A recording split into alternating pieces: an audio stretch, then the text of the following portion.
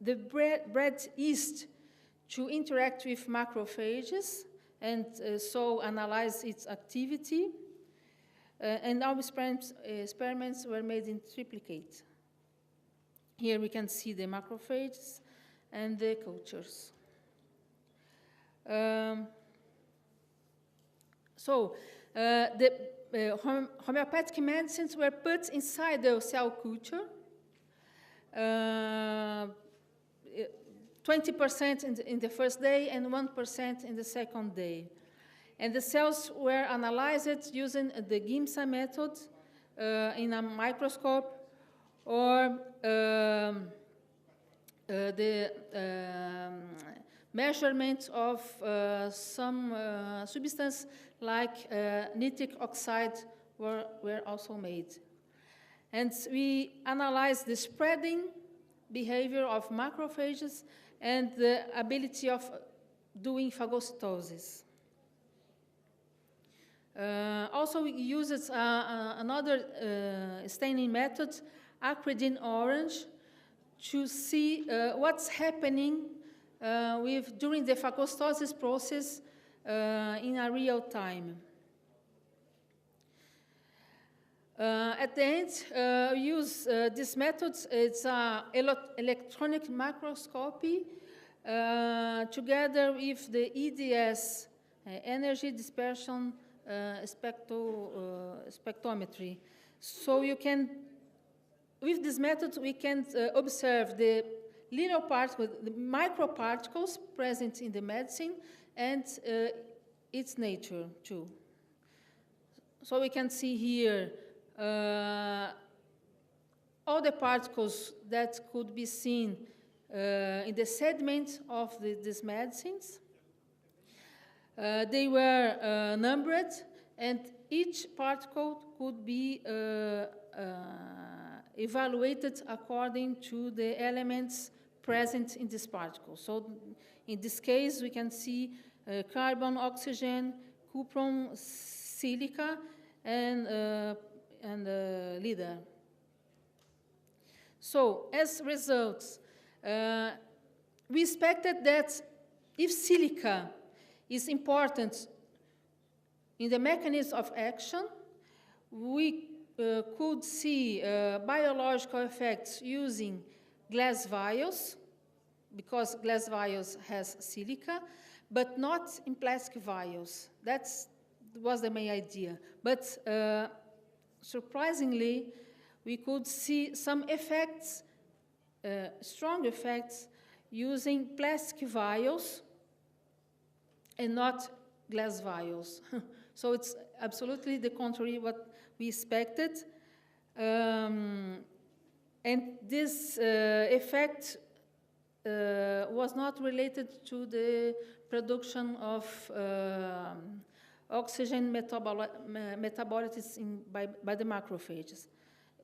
In 24 hours or 48 hours after the culture, there is no change at all regarding to the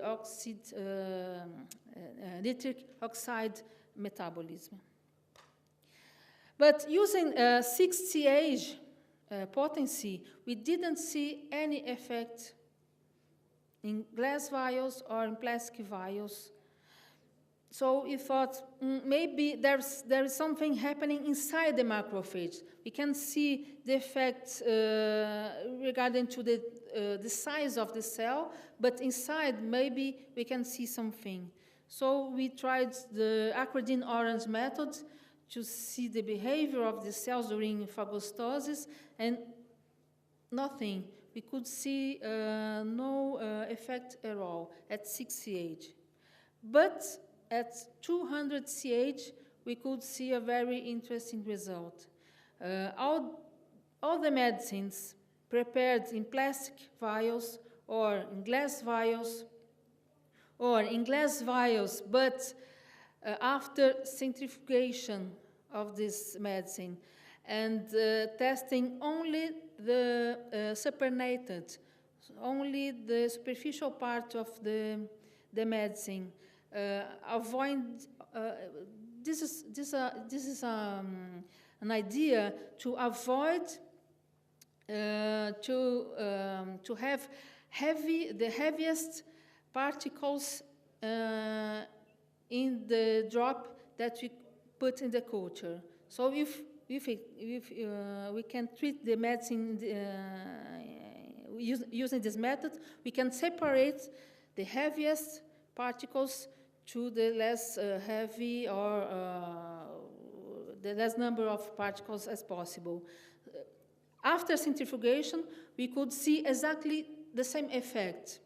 So if we have lots of particles, heavy particles, or no particle at all, it's absolutely the same effect. We compared the arsenicum album with lactoses because it's the basis of the medicine preparation. And with lactoses, we could see some difference between plastic and glass. But in the arsenicum album, don't. And seeing the cells under the fluorescence microscope using acridine orange, you could see more active cells than we could observe in 6CH, but without difference between glass and plastic vials. And silica. Where is silica? Using the EDS system, you could observe the presence of silica only in the arsenicum album 200CH prepared in glass vials, but not in plastic vials and not in supernatant of centrifuged medicine. And other elements could be also seen in the particles like iron, lead, beryllium, zinc. But as you see in the image, it was a random distribution of these elements in different medicines. You could see in lactoses some content of fluor, too. It was the only medicine that didn't inhibit macrophage activity. And here we have the different kinds of quantities of the same elements as shown before. The silica was present only in the medicine prepared in glass vials. And as conclusions, we could see an unspecific and random effects of plastic vials because there are some contaminants seen in these preparations. Maybe the presence of aluminum and fluor could influence the results, as we could see in lactoses. Plastics are very unstable material to be used in commercial pharmacies. So this lack of stability could be seen here in this system.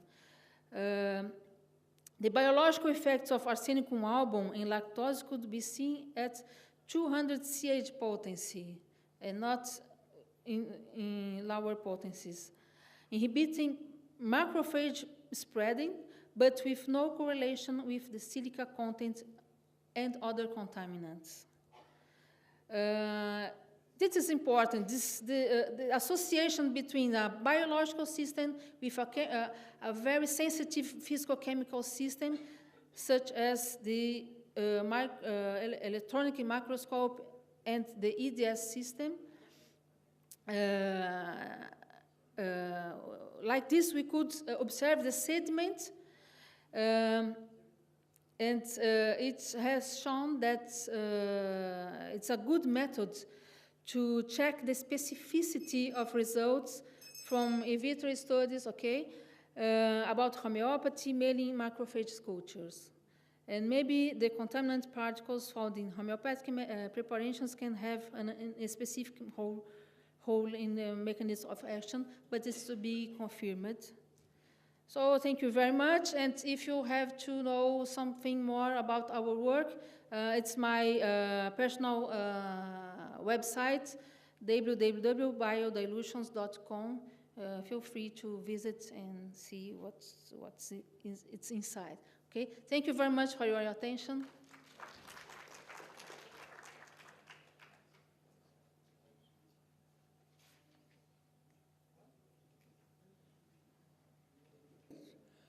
So far, whatever studies you have done, the PET bottles and the glass bottles use. This is what you are working on. Two types of system we are meeting, either titrations and tablets, then the liquid, mother tincture and the dilutions. So are PET bottles really suitable for liquid medicines as well or not? So far, whatever your studies reveal, or the work is yet to go and to be confirmed. No, there are two things. No, he's asking Glass files, we are using glass files as the containers and the PET files as the containers. Now, PET files, they are being used currently for the things, which are by using lactose or the tablet, the dry thing, I would put it. And what about liquid form medicines? Yes. So are they stable in the PET files or not? So the trouble is the trouble of plastic is because it's a very unstable structure. When we sterilize the vials, maybe it can becomes unstable and release some organic particles from the plastic structure. And this can be toxic to the macrophages. That's the problem. But if we can change the sterilization method, maybe we could use plastic. Yes, that means the studies are going on. Yes. Thank you.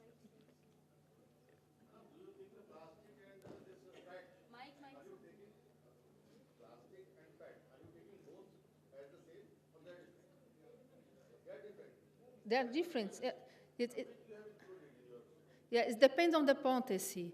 For instance, in the 30 Korsakov, using the same vial, we could see a very unspecific effect, but a strong effect. I'm asking a different question. So, what I'm asking is, you use the word plastic while you use PET. Because... What have you used in your experiment? You use the word plastic. What is the right word? Yes, because we... our idea was to... hello? Our idea was to compare two equal vials. So the color and the shape of vials, glass or plastic, should be the same. And this, we could find a supplier of these vials that uses to prepare this material exclusively to pharmacies. So it's specific for preparing medicines. Okay. Well, thank you, Dr. Leoni.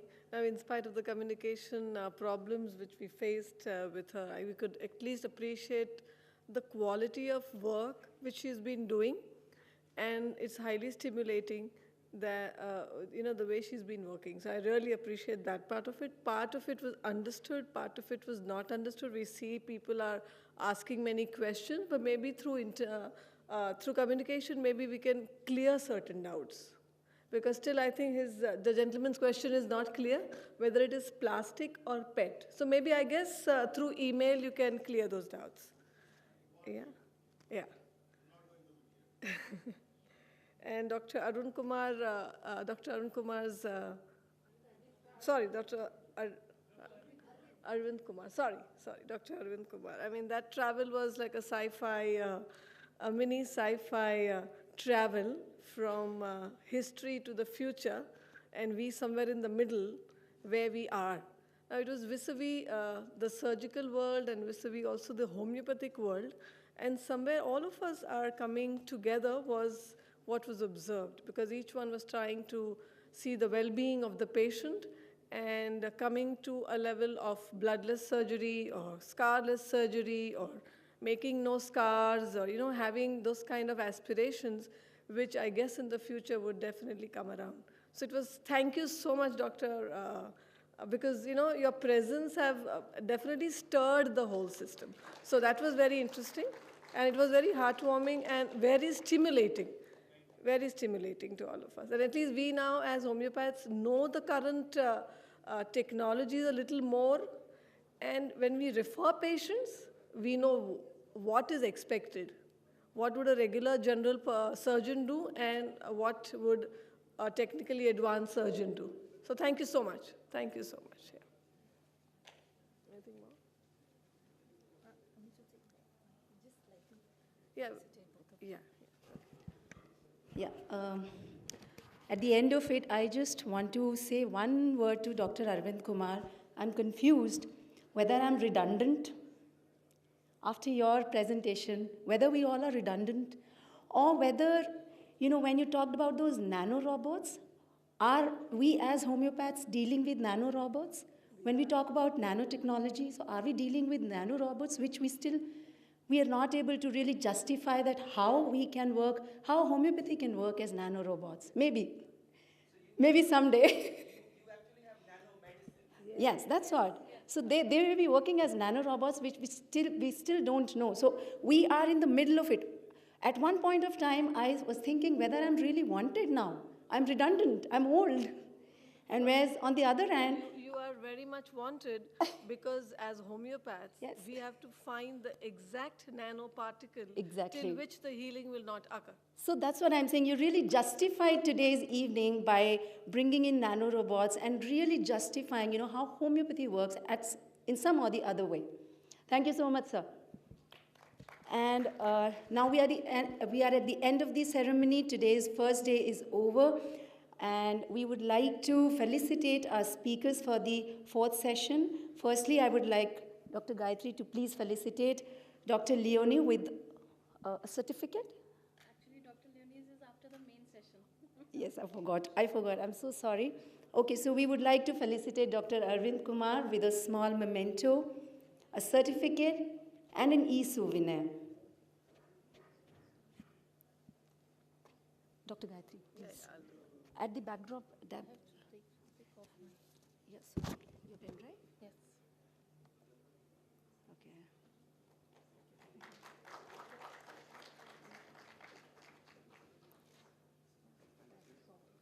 I'll just take it out. This souvenir is JP's creation.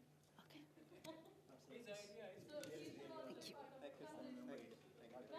Thank you. JP, and it was all your idea.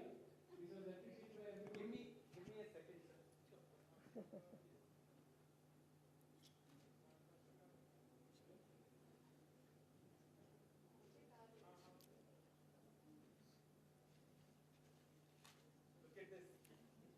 Any souvenir or what? He shares the same ideas with me too.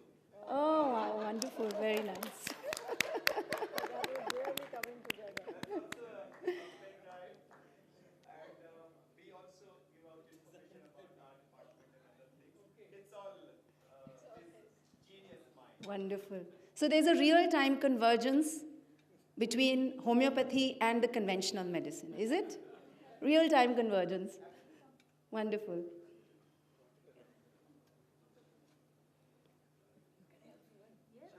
Please, sir. Oh, no.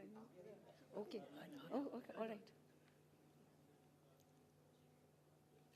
Thank you. Thanks.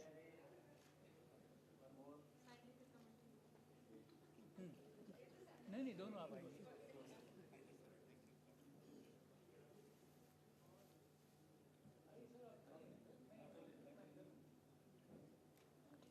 Sir, please आप आइए. मैं तो खड़ी हो जाऊंगी. मैं पीछे आ जाऊंगी. नहीं, मैं पीछे खड़ी होंगी. सर आप आइए प्लीज. सब आप आइए.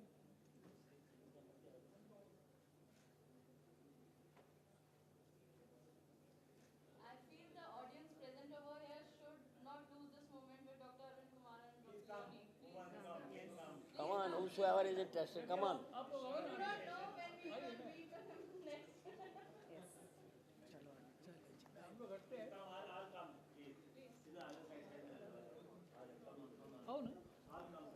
I, on behalf of IHC, thank everyone for a wonderful participation, very patient hearing, enriched, blessed, empowered, learnt.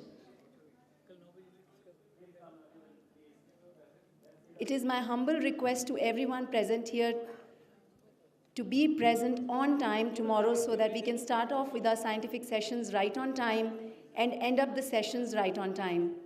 Thank you so much. Thank you, everyone.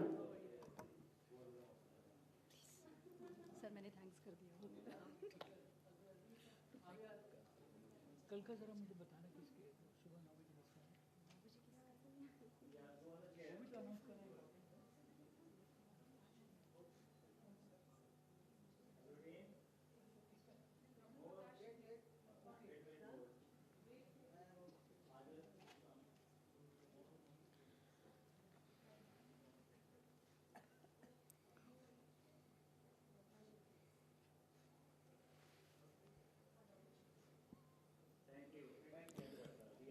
Tomorrow's first presentation is at 9 a.m. by Dr. Prakash Chinde from Maharashtra. Again, it's a nice thing that, he's basically an MBBS and then converted to homeopathy.